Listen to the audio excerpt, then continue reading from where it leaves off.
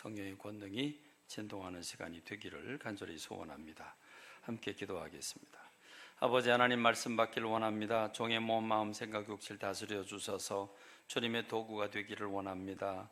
주여, 이 시간에 모든 성도님들의 마음밭을 어루만져 주시고 옥토가 되어서 그 말씀 사모함으로 받고 믿음으로 받아 그 말씀을 실천에 옮길 때에 우리 모두에게 복이 되게 하옵소서.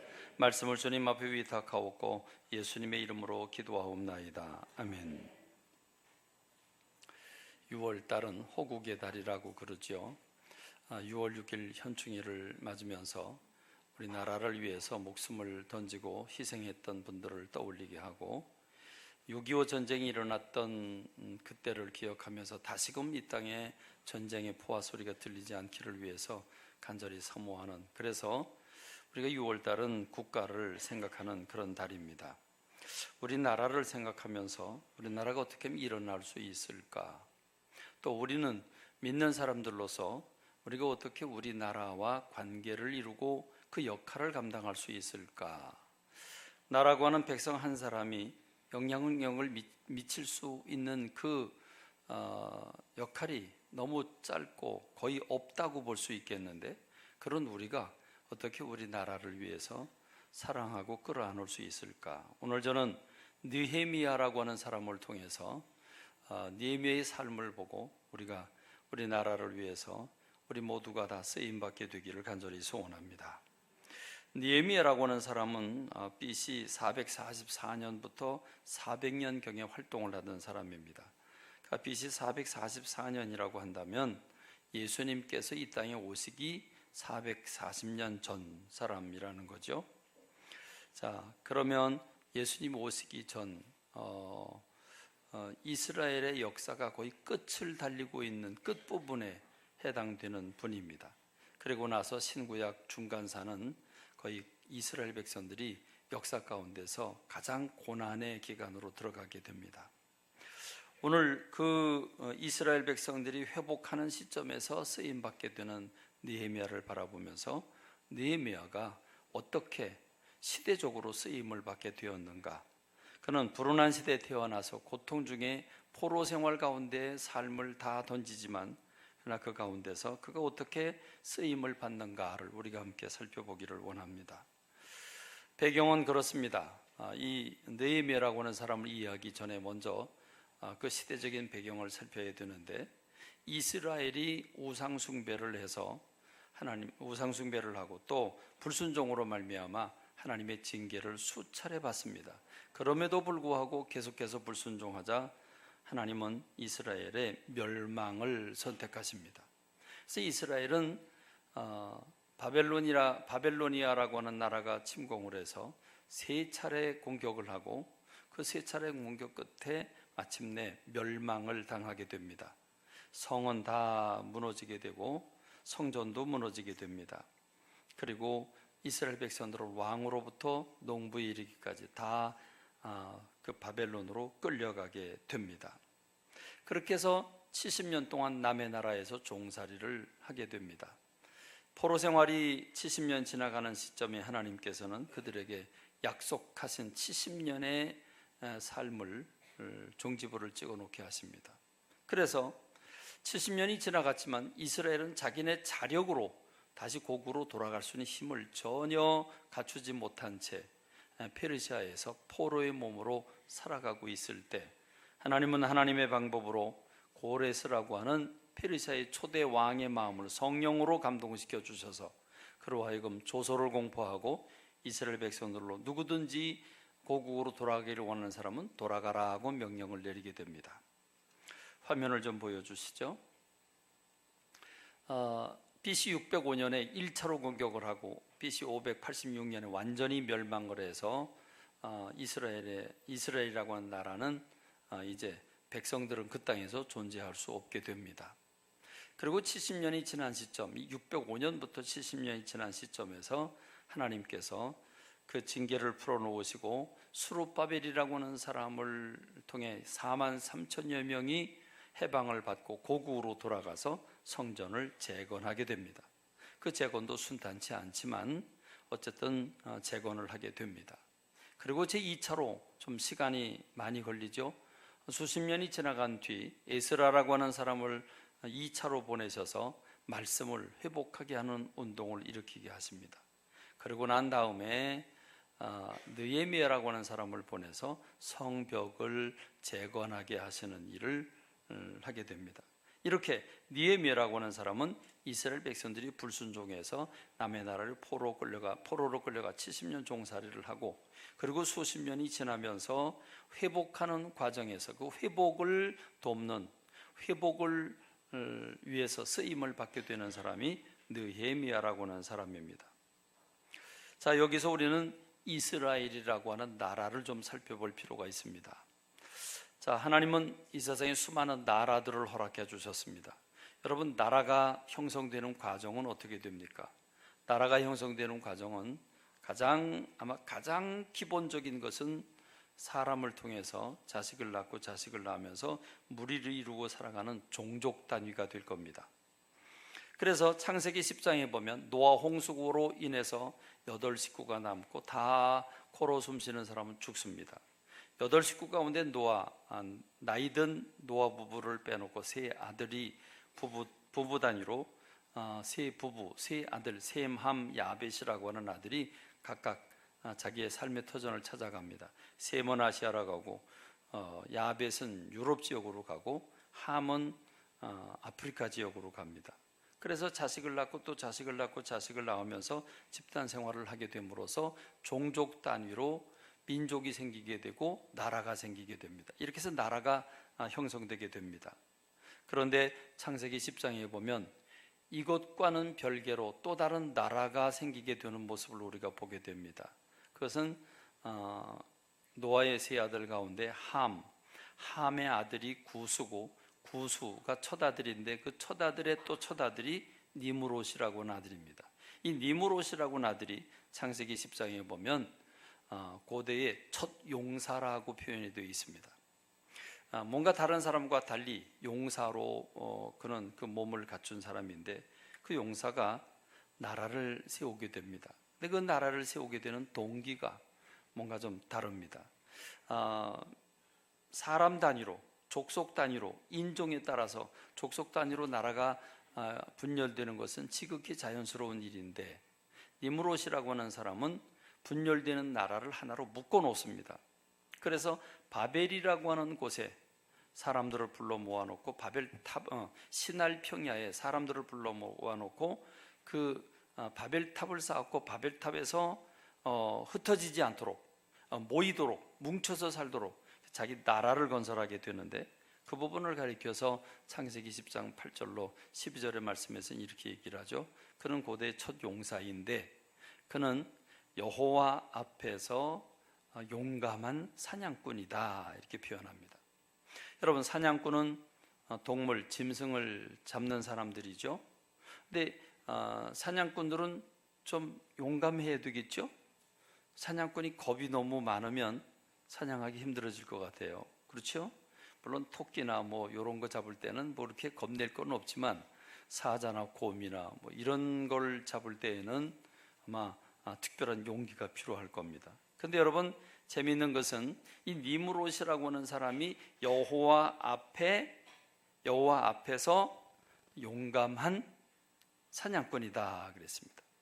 그럼 여러분, 사냥꾼은 누구 앞에서 용감해야 됩니까? 사냥꾼은 누구 앞에서 용감해야 됩니까? 짐승 앞에서 용감해야 됩니다. 짐승들에게 배짱이 두둑해야 됩니다. 겁이 없어야 됩니다. 그런데 하나님 앞에서 용감한 사냥꾼이라고 그랬습니다. 자, 하나님 앞에서 용감하다라고 한 말은 하나님 앞에서 겁이 없다는 말이죠. 그럼 하나님 앞에 겁이 없다. 여러분, 우리가 일상생활하면서 아주 속된 말로 저 새카만 후배인데 후배가 막 치고 올라옵니다. 그때 여러분, 뭐가 없다 그러죠? 겁이 없다 그래요? 여러분이 한번 얘기해 보세요. 뭐가 없다 그래요? 겁대가리가 없다 그래요. 겁대가리가 없다 그래요. 그러니까 지금 이 니므롯이 뭐가 없어요? 하나님 앞에서 겁대가리가 없어요. 그러니까 니므롯이라고 하는 사람이 사람의 마음을 도둑질하는 겁니다. 사냥꾼은 사람들을 짐승들을 잡는 게 사냥꾼인데 개역 성경에 보면 용감하다고 표현하지 않고 특이하다고 표현했어요. 특이한 사냥꾼이라고 그랬어요. 그러니까 뭐 특이한 걸 잡는 거예요. 뭘 잡을까요? 사람을 잡는 거죠. 하나님의 사람들의 마음을 도둑질해서 자기가 사람들의 마음을 묶어놓고 첫 용사로서의 그 몸을 갖춘 그 용사가 사람들의 마음을 묶어서 하나님으로부터 빼앗아내서 자기 나라를 건설하는 겁니다. 그래서 뭐 하려고요? 바벨탑을 쌓고 바벨탑 꼭대기 하나님이 계신 곳까지 올라가서 하나님께 도전하자라고 하는 거죠. 그러니까 니무롯이라고 하는 사람이 고대 첫 용사로서 사람들의 마음을 훔쳐서 묶어놓고 그 사람들로 하여금 바벨탑을 쌓으면서 하나님께 도전하려고 했던 사람이 니무롯이다. 그 니무롯이 나라를 세운 목적은 하나님께 도전하기 위함이다. 그러니까 하나님께서 그걸 보시고 안 되겠어요. 그냥 내버려 뒀다가 이게 막을 길이 없을 것 같아요. 그래서 하나님이 뭐를 분열시켜 놓으셨습니까? 언어를 분열시켜 놓으셨습니다. 톱 가져와라 그러는데 망치 가져가고, 망치 가져와라 그러는데 톱 가져가고, 그럼 곤란해지죠. 일이 중단이 됩니다. 그래서 언어가 같은 사람끼리 모이게 되고 흩어지게 됩니다. 그래서 종족별로 나라가 형성되다가 이제는 언어별로 언어가 분리가 되니까 언어 중심으로 나라가 분열되게 되고 나라가 형성되게 됩니다. 그러므로 세상 나라의 근원, 세상 나라의 본래 출발점을 보면 니무롯이라고 하는 사람을 생각해 볼 때 세상 사람들은, 왕은 사람들의 마음을 묶어서 자기를 왕으로 섬기게 하면서 하나님께 도전하고자 하는 이런 기능을 가지고 있는 게 세상의 나라의 개념이라고 볼 수 있습니다. 어느 나라도 나라를 세워놓고 우리가 하나님의 영광을 돌려드리자 이런 나라가 별로 없죠. 미국이라고 하는 나라는 미국은 나라를 세우면서 하나님 앞에서 하나님을 예배하는 나라로 섬기자. 그래서 성경책 위에 대통령들이 선서를 하고 이렇게 했는데 그건 흔치 않은 경우고 거의 대부분의 나라들은 사람들의 마음을 묶어서 자기가 왕이 되고 영토를 확장하고 그러면서 나라를 만들어 나갑니다. 자, 근데 재미있는 거는요, 10장 11장에서 창세기 10장 11장에서 니무롯이라고 하는 사람이 하나님께 도전하고자 하는 목적에서 나라를 세웠다라고 말씀하고 있고, 그래서 하나님이 언어를 분열시켜서 흩어졌다라고 보고가 되어 있는데 12장에 건너가면서 느닷없이 아브라함이라고 하는 사람이 부름을 받습니다. 그리고 하나님께서 아브라함에게 조건적으로 네가 지금 살고 있는 그 니무롯 그 통치 아래에 있는 거기서 빠져나와라. 거기서 빠져나와서 내가 지시한 땅으로 가라. 내가 지시할 땅으로 가라. 그러면 내가 너로 큰 민족을 이루겠다. 그러니까 큰 민족을 이루고 내 이름을 창대하게 하겠다. 그럼 여러분, 큰 민족을 이룬다고 하는 건 뭘 만든다고 하는 겁니까? 그렇죠. 나라를 만든다는 거죠.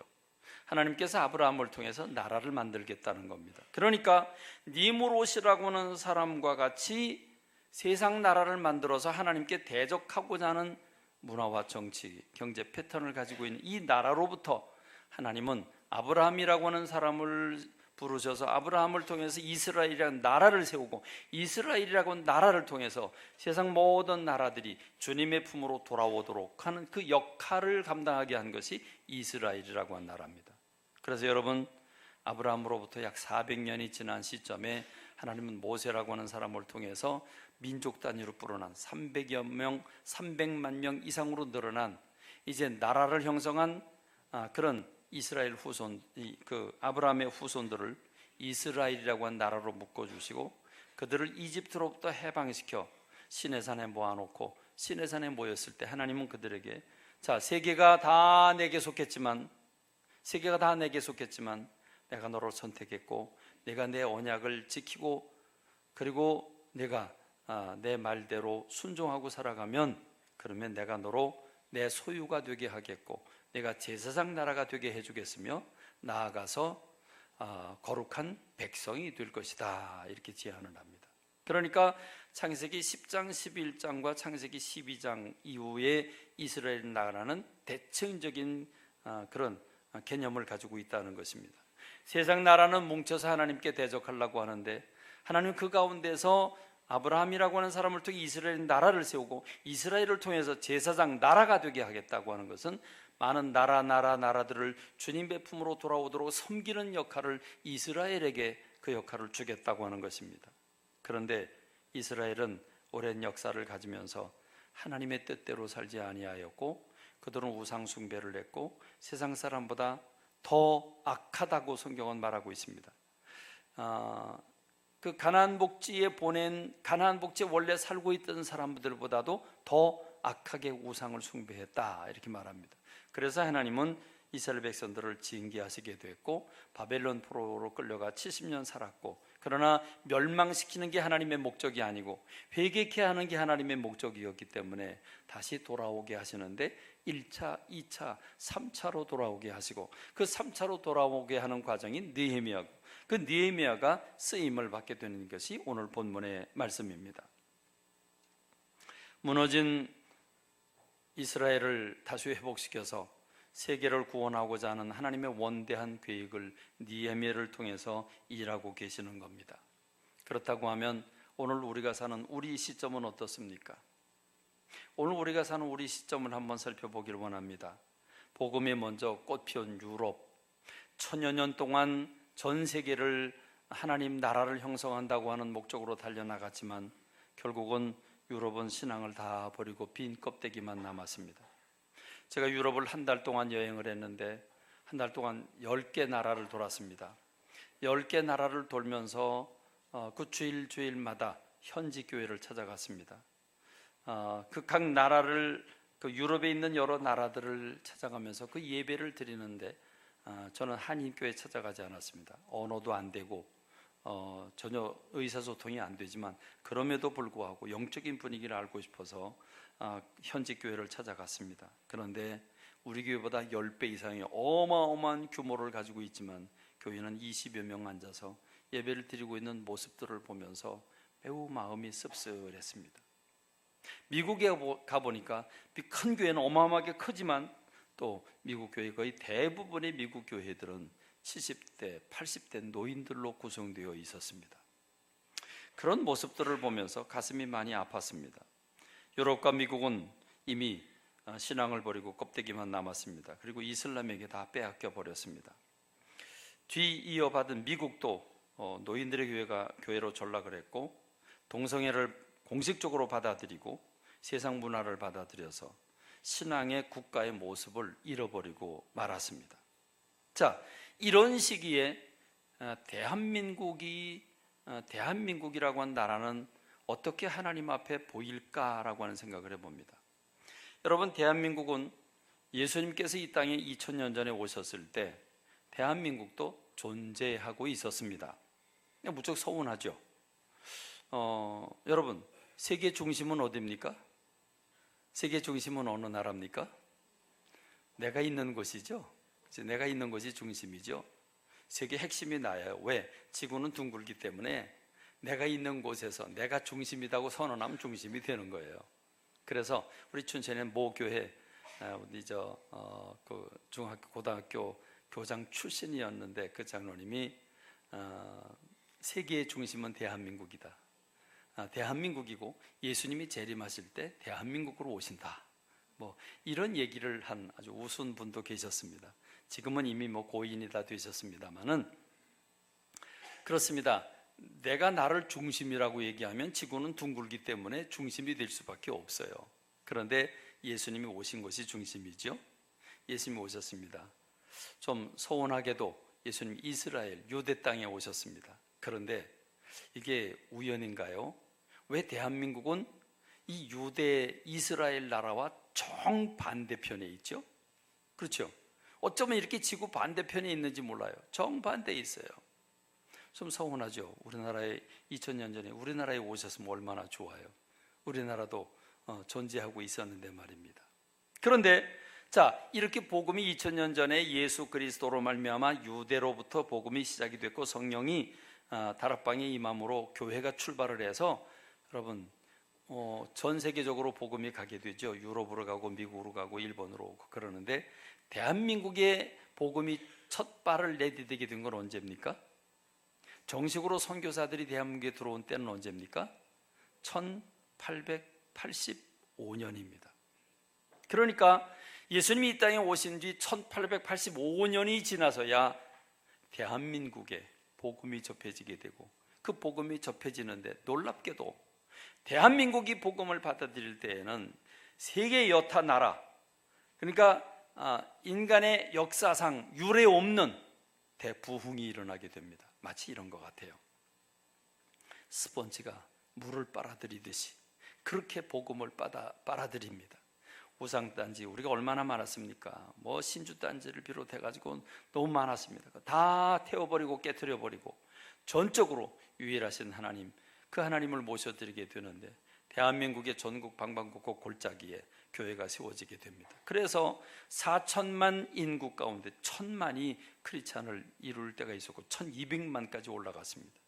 지금은 오히려 5천만이 넘었지만 기독교 인구는 800만으로 더 줄어들었습니다. 그래서 교회가 약화된 것 같지만 그럼에도 불구하고 전 세계적으로 이렇게 대한민국처럼 짧은 시기에 그렇게 크게 부흥을 하고 전 세계적으로 지금도 뜨겁게 예배를 드리고 정말 뜨겁게 기도하고 말씀대로 살려고 몸부림치는 나라는, 제가 다녀본 나라 한 40여 개, 한 45개 국가를 다녀본 나라들 중에는 대한민국 같은 나라가 없습니다. 세계 선교를 장악하고 있는 건 미국 같지만 아닙니다. 대한민국이죠. 대한민국이 세계 선교를 이끌어가고 있습니다. 미국은 어느 나라에 가서 앞장서 나가서 일을 할 수 없습니다. 미국의 구조 자체가 그렇게 되어 있습니다. 그러나 대한민국은 어느 나라를 가더라도 밑바닥부터 선교를 휘어잡고 있습니다. 그만큼 헌신적일 뿐만 아니라 하나님 대한민국을 통해서 들어 쓰시고 있다고 하는 사실을 우리는 느끼게 됩니다. 그렇다고 한다면 왜 하나님께서 대한민국은 꼭꼭 숨겨 놓으셨다가 1800년, 1900년이 지나고 난 다음에서야 하나님이 대한민국이라고 하는 나라를 선택하시게 되었을까? 왜 복음이 그때 전해져서 갑자기 복음을 받아들이고 엄청난 부흥을 일으키게 됐을까? 이건 하나님의 섭리와 경륜, 하나님의 부르심이 있기 때문인 줄로 믿습니다. 이렇게 교회가 들어오고 부흥하는 사이에 우리나라가 꽃을 피우게 되고 경제 10위권 안에 들어가는 어마어마한 나라로 발돋움을 하게 됩니다. 여기에는 하나님의 섭리와 경륜이 있는 줄로 믿습니다. 자, 이런 대한민국입니다. 이런 대한민국인데 여러분, 지금 우리 대한민국은 어떤 상황에 놓여져 있습니까? 경제는 땅바닥에 떨어져서 모두 죽겠다고 아우성입니다. 국론이, 오늘날처럼 국론이 분열된 적이 없었던 것 같습니다. 사상은 극한 대립을 벌이고 있습니다. 제가 잘못 얘기를 하면 또 정치적인 설교를 한다고 그럴까 봐 제가 객관적인 것만 여러분들에게 말씀을 드립니다. 복수의 복수가 끊임없이 펼쳐지는 형국이 지금 오늘의 형국입니다. 문화는 아주 혼란스러워졌습니다. 하나님의 창조 질서는 깨져버렸습니다. 그래서 이제 결혼을 늦게 하거나 결혼을 안 하려고 합니다. 결혼을 한다고 할지라도 자녀들은 낳지 않겠다, 출산을 포기하는 문화가 오늘의 문화입니다. 그렇습니다. 가치관은 상실되고 한마디로 총체적인 위기를 맞고 있는 것이 대한민국입니다. 국가인권위원회는 사람들이 인권을 보호한다고 하는 차원에서 지금 인권을 유린하고 있습니다. 한동대학은 신앙인들을 불러서 신앙인들을 훈련시켜서 세계를 바꿔보겠다고 하는 꿈을 가지고 세운 학교가 신앙의 학교가 한동대학입니다. 한동대학에 다자성애를 가진 사람이 있었습니다. 다자성애라고 하는 것은 이성애, 그러면 이성을 사랑하는 사람이죠. 남자가 여자를 사랑하고 여자가 남자를 사랑하는 건 정상입니다. 동성애, 잘못된 것이죠. 근데 다자성애, 동성애도 아니고 다자성애입니다. 남자가 남자 사랑하고 여자도 사랑하고 그리고 그거 외에 다른 것도 사랑하고, 이런 사람이 동성애 집회를 열겠다고 신청을 했습니다. 학교에서 불허 명령을 내렸습니다. 우리는 기독교 학교이고 동성애는 용납할 수 없다고 해서 거절을 했습니다. 국가위원회가 불법이라고 그걸 허락해 주라고 다시 압력을 넣고 있습니다. 그게 오늘의 상황입니다. 이거는 괜찮습니다. 그래도 일반 대학이니까 그렇다고 치십시다. 신학대학에서 신학대학이라는 곳은 어떤 곳입니까? 목회자를 길러내는 학교가 신학대학입니다. 신학대학에서 신학대학에 기숙사가 있고 기숙사생들이 신학생들이 모여서 새벽 기도를 여는데 그 새벽 기도가 학생들의 인권을 저해하고 있다고 새벽 기도 드리지 말라고 권고하고 있습니다. 그게 지금 국가인권위원회가 하고 있는 일입니다. 군대 내 동성애라든지 지금 동성애 또는 차별금지법을 누구보다 적극적으로 앞서서 그걸 지지하는 게 국가인권위원회입니다. 즉 우리나라가 여기까지 왔습니다. 목회자를 길러내는 신학생들이 모인 그들이 새벽 기도를 하는 것도 그것도 인권을 침해하는 거라고 새벽 기도 열지 말라고 한다면 놀라지도 않아요. 여러분 아무렇지도 않은 것처럼 이렇게 받아들이는데 여러분 이게 지금 우리가 어떻게 이걸 받아들여야 됩니까? 이 상황을 아주 굉장히 충격적인 일들이 사방에서 일어나고 있습니다. 강원도 교육위원회도 지금 강원도 교육청에서도 지금 학생 인권 조례안이 들어가고 있는데 그 안에 이런 독소 조항들이 그대로 다 숨겨져 있습니다. 그럼에도 불구하고 지금 그걸 상정하고 있는 상황 가운데 있습니다. 그렇습니다.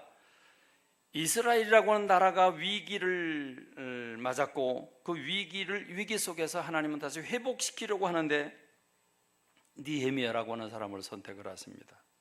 느헤미야는 어떻게 쓰임을 받게 됐을까? 나는 어떻게 쓰임을 받게 될까?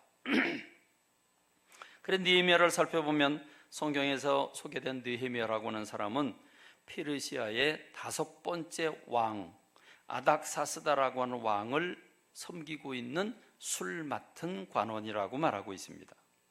자, 술 맡은 관원이라고 하니까 별 볼일 없는 사람이겠구나 이렇게 생각할 수 있겠지만 그렇지 않죠. 여러분 우리가 사극을 보면 왕이 밥을 먹는데 굉장히 아주 좀 불손한 사람이 있습니다. 상궁이죠. 상궁이 왕이 밥을 먹을 밥상에 자기가 먼저 앉아서 숟가락을 들고 자기가 먼저 먹어요. 그렇죠? 왜 먼저 먹죠? 그것도 무슨 수저로요? 은수저로요. 그래서 음식에 독이 들어갔나 독이 들어가지 않나를 왕 앞에서 실질시범을 보이는 거죠. 이렇게 안 들어갔다라고 하는 걸. 그렇습니다. 음식이라고 하는 걸 통해서 사건이 일어나죠. 특별히 술은 진한 향이 있기 때문에 거기 독을 집어넣어도 별로 표가 나지 않습니다. 그래서 술에 독약을 타서 이 시해를 하는 경우가 많습니다. 그러니까 술 맡은 관원은 철저히 자기 사람, 술 맡은 관원은 왕이 신뢰할 수 있는 사람을 그 자리를 맡기는 게 술 맡은 관원입니다. 그러므로 술 맡은 관원은 수시로 왕의 얼굴을 볼 수 있고 왕을 만날 수 있고 왕과 더불어 대화를 나눌 수 있는 특권을 가진 사람, 다시 말하면 실세 중에 실세겠죠. 자, 지금 이스라엘 백성들이 바벨론 포로로 끌려간 지 70년이 아니라 130-40년 지나가고 있는 상황이기 때문에 그러면 느헤미야라고 하는 사람은 이스라엘부터 끌려간 사람이 아니라고 하는 결론이 나옵니다. 그럼 느헤미야는 어떤 사람입니까? 포로로 끌려간 중에 거기서 태어난 사람, 제2세라고 볼 수 있을 것입니다. 그 2세라고 볼 수 있는 이 느헤미야라고 하는 사람이 어떻게 그 왕이 가장 신뢰하는 술 맡은 관원 자리까지 올라갔는지는 모르겠지만 지금 느헤미야라고 하는 사람은 천하를 호령하는 이 페르시아라고 하는 막강한 힘을 가지고 있는 그 나라에서 아주 실세 중에 실세로서 왕의 신뢰를 받으면서 안전하고 그리고 평화로운 가운데 잘 먹고 잘 살고 있었던 사람이 느헤미야입니다. 그런 느헤미야가 거기까지 어떻게 올라가는지 모르지만 정말 높은 자리까지 올라가서 그 절대 권력을 가진 왕 밑에서 왕과 더불어 담소를 나눌 수 있는 아주 친밀한 관계에 있는 느헤미야라고 하는 사람이 어떻게 유대 총독이 돼서 유대 땅으로 다시 돌아와서 그 고국으로 와서 무너진 성벽을 다시 재건하는 책임자로 올 수 있었을까라고 하는 겁니다. 여러분, 저는 이 느헤미야라고 하는 사람에 대한 소개가 오늘 본문 1장에 소개되어 있는데 이 1장에 보면 전 4가지로 분석하게 됩니다. 첫 번째는 이 느헤미야라고 하는 사람은 나라와 자기 조국, 나라와 민족에 대한 아주 특별한 관심이 있었다고 하는 것을 알 수 있습니다. 예레미야서 1장 1절과 2절에 보면 하나니라고 하는 형제들 가운데 가깝다고 그랬으니까 친형제인지 아니면 형제처럼 지내는 사람인지는 모르겠습니다만은 어쨌든 하나니라고 하는 사람이 두어 사람과 함께 예루살렘에 다녀왔다, 고국에 다녀왔다는 얘기를 듣습니다. 자, 듣고 나니까 지금 느헤미야가 이렇게 말합니다. 내가 그 사로잡힘을 면하고 남아있는 유다와 예루살렘 사람들의 형편을 물었다고 했습니다. 지금 느헤미야는 시대적인 상황으로 보면 제2세로 태어난 사람이고 바깥에서 태어난 사람은 고국을 그렇게 그리워할 특별한 이유가 없었을 것 같은데, 그런데 고국에 대한 관심이 있었습니다. 그러니까 나라와 민족에 대한 관심이 있었다는 거죠. 궁금하니까 물어본 거죠. 갔다 왔으면 잘 갔다 왔구나, 그래 잘했다, 뭐 이러고 끝날 수 있을 텐데 아주 긴박하게 묻는 겁니다. 사로잡힘을 면하고 남아있는 유다와 예루살렘 사람들의 예루살렘 사람들의 형편이 어떤가를 묻습니다. 관심이 있었다는 것입니다. 오늘 저와 여러분들은 내가 속한 나라에 관심이 있어야 됩니다. 왜냐하면 나라는 우리의 삶을 울타리 쳐주는 아주 보호막이기 때문에 그렇습니다. 그래서 높은 사람들을 위해서 기도해라, 중보하며 기도해라. 디모데에서의 사도 바울이 디모데에게 충고하는 말씀이 나와 있죠.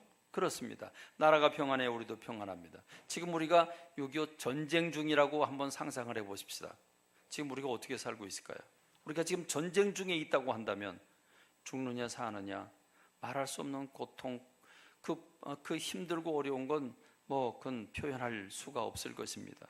나라가 평안해 우리도 평안합니다. 그러므로 우리는 나라에 대한 관심을 가져야 되는 줄로 믿습니다. 요즘에 우리 문화를 보면 나라와 민족에 대한 그 관심이 별로 없어지는, 관심을 갖지 않는 그런 현상이 오늘의 현상이 아닌가 하는 생각이 듭니다. 느헤미야는 지금 편안하게 잘 먹고 잘 살고 있습니다. 구티오 고국으로 돌아갈 이유가 없습니다. 여기서 그냥 평안히 살 수 있습니다. 그럼에도 불구하고 그는 고국에 대한 관심이 있었습니다. 그래서 물어봅니다. 물어본 다음에 두 번째로 소식을 들은 느헤미야는 어떤 태도를 가지고 있습니까? 3절 말씀을 보면 이런 소식을 듣습니다. 그 지방 사로잡힘을 면하고 남아있는 자들이 그 지방 거기에서 큰 환난을 당하고 능욕을 받으며 예루살렘 성은 허물어지고 성문은 불탔다는 소식을 듣습니다. 자, 이 소식을 들으면 그래? 왜 우리나라 왜 그 꼴이야? 그냥 그러고 지나가는 말로 말하고 끝날 수 있습니다.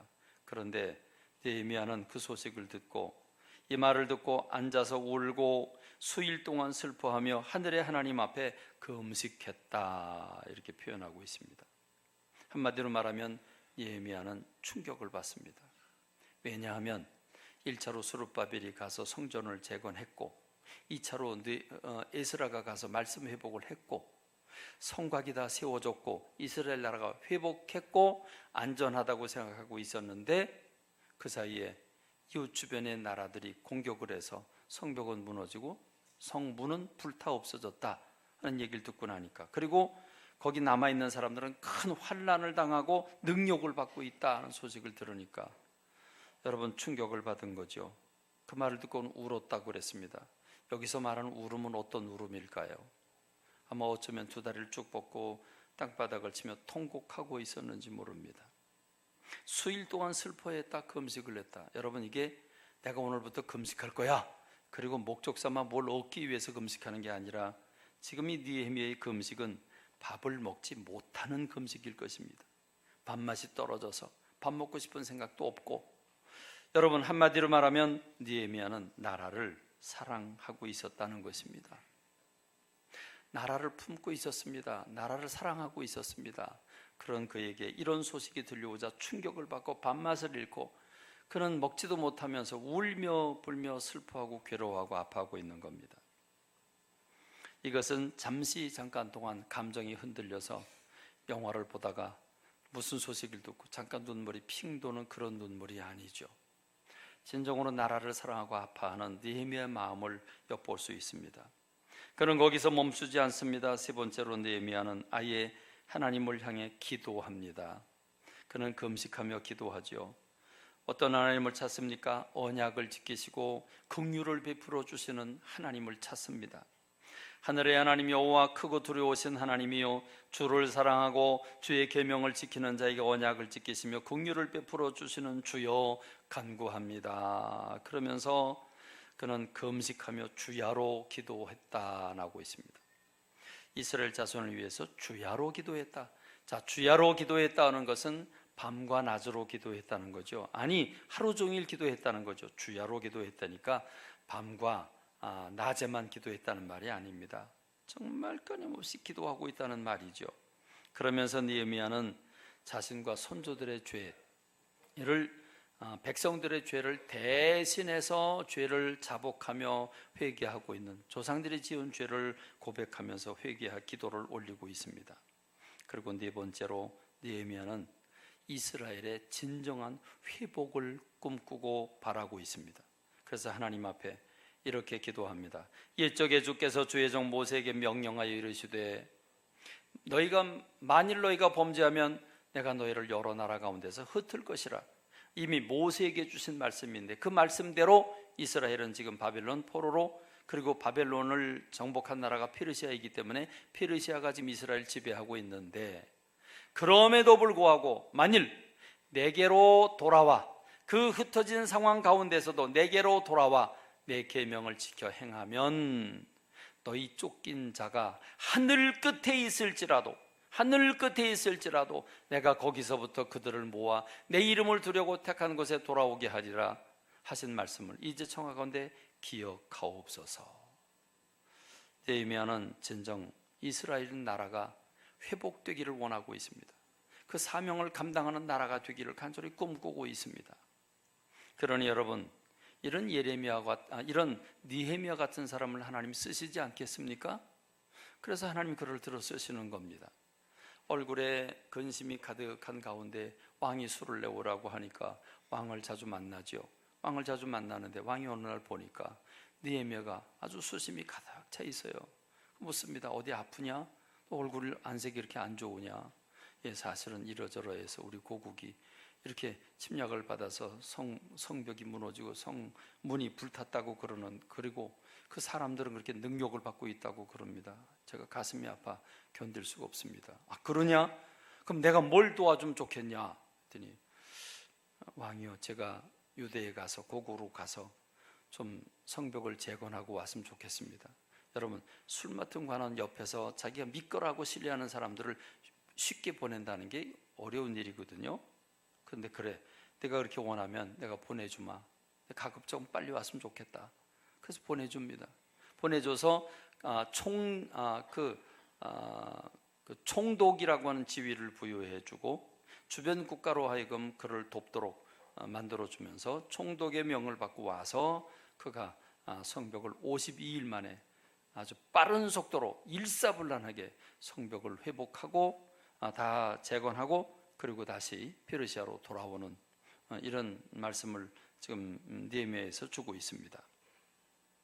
그렇습니다. 하나님은 느헤미야와 같이 나라에 대해서 관심을 가지고 있고 나라를 사랑하고 있으며 나라를 위해서 기도하는 사람을 나라를 회복하는 일에 쓰시게 된 줄로 믿습니다.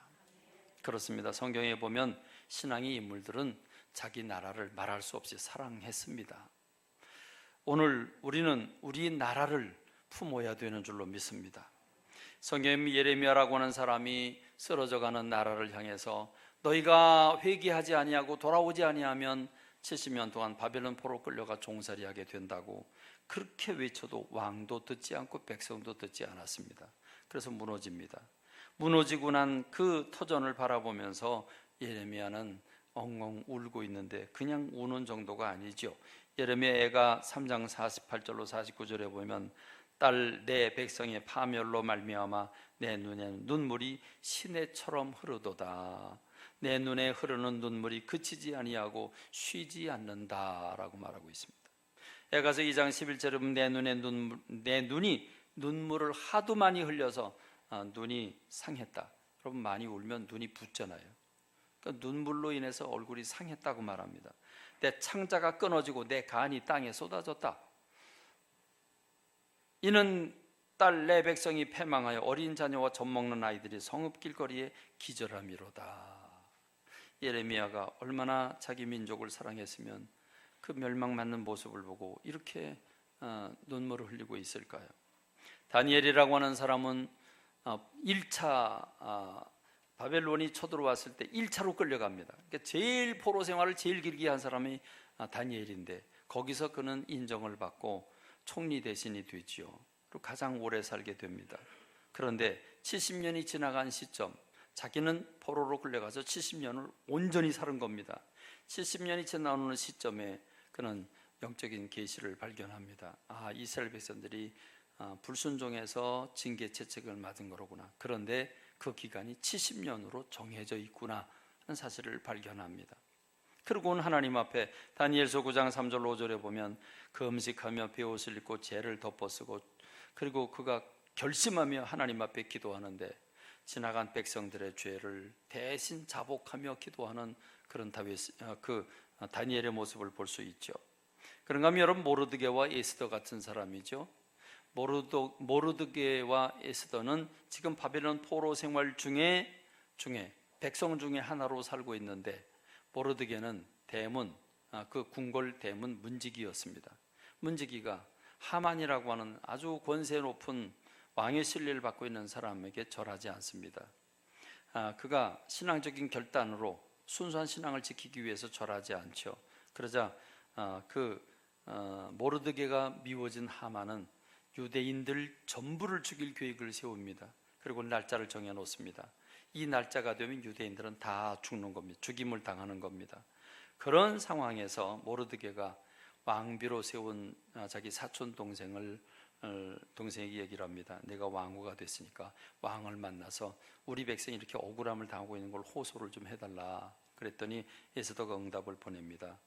왕이 나를 부른 지가 벌써 30일이 지났는데 나라 부르지 않고 있습니다. 그런데 내가 왕에게 부르지 않았는데 왕에게 내가 스스로 먼저 찾아가면, 그러면 규례에 의해서 내가 목배임을 당하게 됩니다. 이렇게 얘기를 합니다. 그러자 모르드게가 얘기를 하죠. 그래, 너는 왕궁에 있으니까 내 목숨 살릴지 모르지만, 그러나 하나님은 어떤 방면으로 어떤 루트를 통해서라도 이 민족을 구원할 것이지만, 그러나 너는 구원받지 못할 것이다. 내가 왕비가 된 게 이것 때문에 내가 왕비가 된 거 아니겠냐? 이렇게 말하자 에스더는 결심을 하고 모르드게에게 이렇게 얘기를 하죠. 당신은 가서 수산에 있는 유다인들을 다 모으고 나를 위해서 금식하되 밤낮 3일을 먹지도 말고 마시지도 마소서. 나도 나의 시녀와 더불어 이렇게 금식한 후에 규례를 어기고 왕에게 나가겠습니다. 그리고 죽으면 죽겠습니다. 죽으면 죽으리이다. 여러분, 이 사건은 그 와스디라고 하는 왕비가 지금 페르시아가 전도, 자기가 다스리고 있는 그 나라의 방백들을 다 불러놓고 지금 파티를 벌이고 있습니다. 자기 위용을 드러낸 그 자리에 갑자기 자기 이쁜 부인을 보여주고 싶었죠. 그래서 왕비를 부릅니다. 근데 왕비는 그때 마침 여자들을 불러 모아놓고 잔치를 벌이고 있는데 왕이 오라고 그러니까 나 바쁘다고 못 간다고 그런 거죠. 그리고 왕이 지금 체면이 땅바닥에 구겨졌습니다. 어쩜 좋겠냐? 이거는 이 나라 전체에게 지금 가정의 질서가 무너지고 있는 거다. 그래서 왕비를 폐위시킵니다. 그리고 새로운 법을 만듭니다. 왕이 불렀는데 안 오면 말할 것도 없거니와 왕이 부르지 않았는데 오면 그것 역시 죽임을 당한다. 이게 이제 새로운 법입니다. 이 법이 지금 왕비가 된 것이 그것 때문에 왕비가 됐는데, 에스더가, 그런데 지금 그 법을 어기고 가야 된다고 하는 것, 현실적으로 보면 굉장히 어려운 일이죠. 그런데 죽으면 죽으리이다. 내가 죽게 되면 죽겠습니다. 그러나 민족을 위해서 내가 할 일을 하겠습니다. 그리고 가지요. 가는데 그날따라 왕이 왜 이렇게 에스더 자기 부인이 이뻐 보입니까? 그래서 무엇이든지 내가 원하는 거 있으면 얘기해라. 내가 나라의 절반이라도 주겠다. 이런 이제 사건이 생기게 되는 게 모르드게와 에스더의 얘기인데, 자, 여기서 우리가 깨달아 알 수 있는 것은 죽으면 죽으리이다. 죽을 각오를 하고 법을 어기면서 나라와 민족을 위해서 목숨 던진 사람들이 있다고 하는 사실입니다. 그렇습니다. 우리 대한민국, 하나님은 마지막을 당한 때 1885년 1900년이나 지나서 대한민국의 복음이 떨어졌고, 불과 100년도 안 되는 사이에 대한민국은 복음으로 활활 불타올라서 꺼져가는 온 세계의 신앙의 불길을 다시 되살리라고 마지막을 당하는 시대에 대한민국을 일깨워 주시고 사용하고 계시는 줄로 믿습니다. 그런 대한민국이 지금 나라가 흔들리고 있습니다. 나라가 역사 유례 없는 혼란 속에 빠지고 있습니다. 경제는 어떻게 여기까지 경제를 살렸는데 지금 경제는 바닥을 이루고 있습니다. 가치관이 세대별로 다 달라서 노인과 장년, 장년과 청장년, 청장년과 청년, 그리고 청년들도 중고등부를 두려워하죠. 청년들도 중고등부 더불어 대화가 안 됩니다. 여러분, 세대 간의 간격이 너무 벌어져서 사분오열된 대한민국, 어쩌면 좋습니까? 역사상 유례 없이 단기간에 기적 같은 부흥을 이루고 하나님이 마지막 때 쓰시기 위해서 일으켜 놓은 대한민국인데 지금 대한민국이 어디로 가고 있습니까? 근데 지금 교회는 무엇하고 있습니까? 교회는 이런 시대에 깨어서 여러분, 나라를 위해서 느헤미야처럼 통곡하고 울며 금식하고 기도할 때가 아니겠습니까? 오늘 우리는 끌탕만 할 때가 아닙니다. 여당이 어떻고 야당이 어떻고 정치가 어떻고 그냥 모여서 입하고 할 때가 아닙니다. 우리 믿는 사람들은 그렇습니다. 우리 평범한 사람들은 대통령을 만날 수도 없고 국회의원 만날 수도 없습니다. 우리가 시장 만나기도 힘듭니다. 우리가 뭘 하겠습니까? 그러나 우리에겐 하나님이 계신 줄로 믿습니다. 우리가 하나님 앞에 기도하는 일은 믿는 사람들이 해야 되는 일인 줄로 믿습니다. 여러분, 나라를 위해서 기도해야 합니다. 나라가 평안해야 우리도 평안하지 않겠습니까?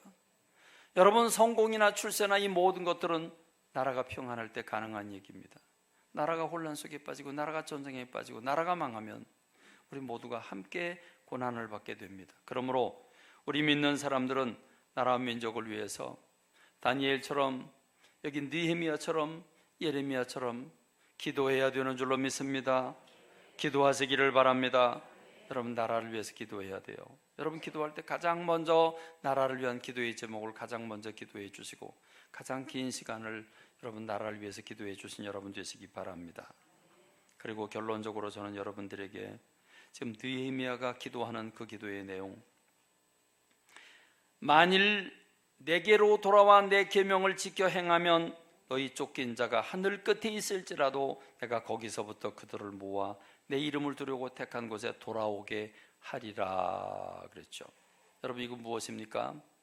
우리 민족이 하나님 앞에 돌아오면, 우리 민족이 복음화되면 하나님의 사랑을 받게 되는 줄로 믿습니다. 우리 민족이 기독교를 받아들이고 난 이후에 우리나라는 부흥했습니다. 우리가, 교회가 전도할 때입니다. 특별히 민족 복음화를 위해서 우리 나라 전체가 예수님 믿는 나라가 되어야 되는 줄로 믿습니다. 지금 전 세계적으로 가장 뜨거운 게 대한민국인데 이 대한민국의 신앙이 지금 많은 문제점들을 안고 있습니다. 너무 평안하다 보니까 많은 문제점들을 가지고 있는데 목사나 또는 평신도나 할 것 없이 지금 우리 믿는 우리 교회는 정말 뭉쳐서 전도해야 될 때인 줄로 믿습니다.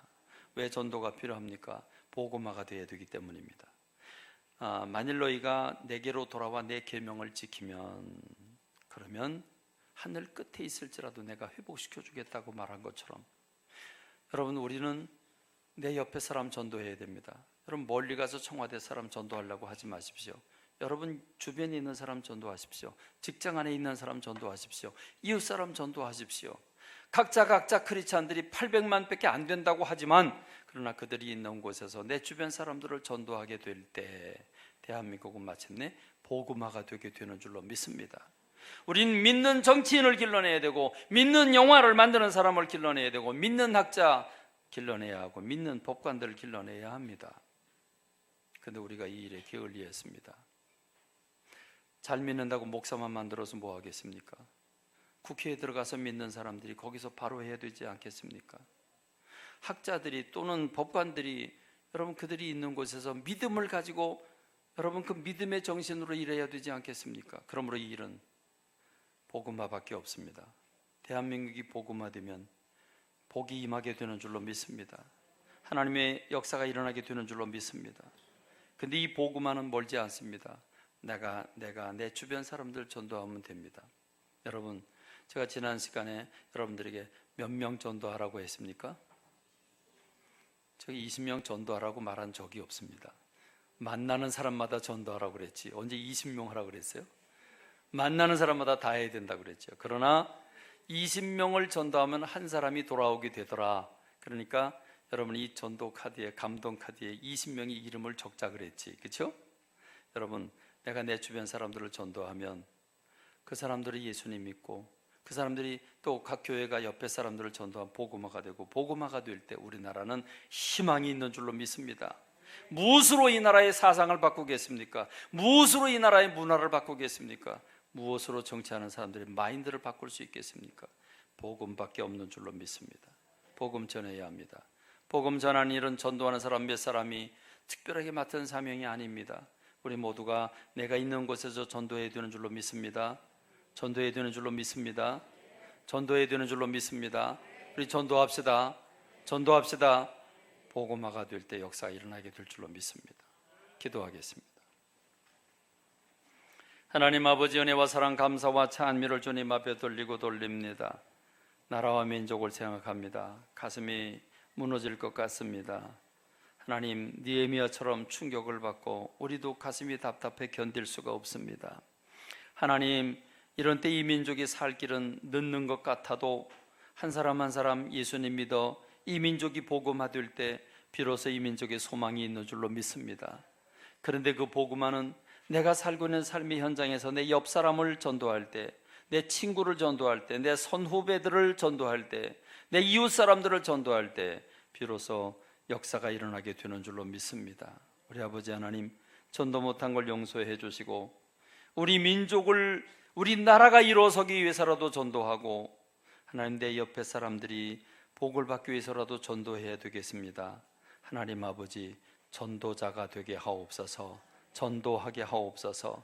전도 수첩에 수십 명의 이름을 적게 하여 주옵소서. 예수님 이름으로 기도합니다.